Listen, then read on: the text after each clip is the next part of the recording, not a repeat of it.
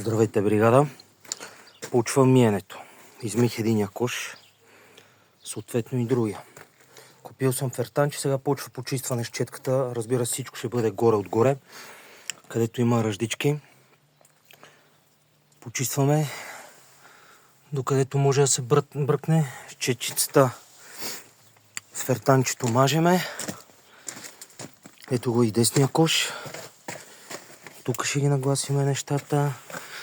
Вътре, където може да се бръкне навсякъде. Мажеме с фертан и после с едно черно спрече, такова го дадат някакво покриващо, не го знам колко е читаво. Някакво руско беше, барно майката. Но как и да и назад, ако остане време ще я мазнем. Но днес е целта кошовете на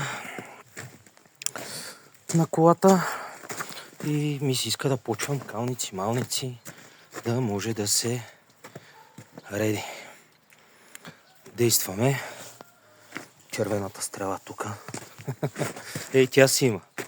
Макар че отзад веждите си здрави, тя има проблем само с праговете. Има врата една-две за смяна, но първо ще натисаме на клатрото, защото ми е повече мерак да го карам него.